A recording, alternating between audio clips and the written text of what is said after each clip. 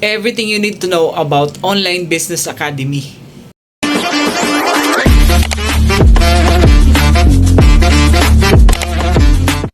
So guys, if you are new on my video, my name is Raymart, one of the onliners sa Online Business Academy na nag-educate hindi lang sa mga kababayan nating OFW, kung hindi sa mga kapatid din nating mga empleyado na magkaroon ng another source of income at pagkakitaan yung mga bakanting oras nila.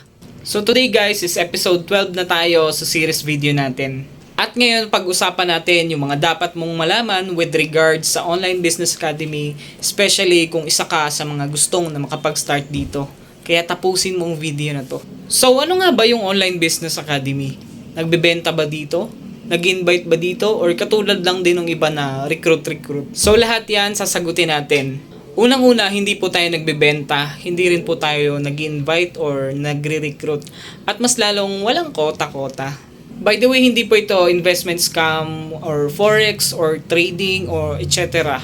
From the word itself, online business po ito. That's why meron tayong corresponding capital for you to have a license code to operate the business. So, ang business kasi may dalawang kind yan.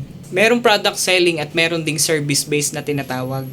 Example, sa product selling, ito yung mga nagbebenta ng mga produkto, ng mga nagle-live selling, no? So, yan sila.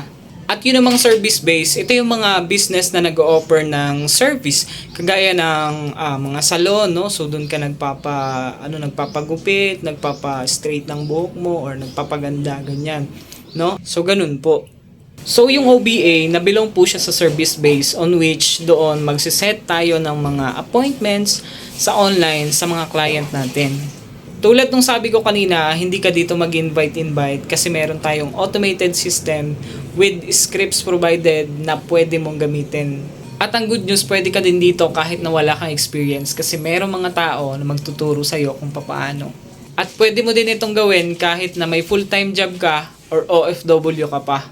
So kung may kakilala ka na OFW or empleyado na naghahanap ng another source of income, send mo sa kanya ang video na to.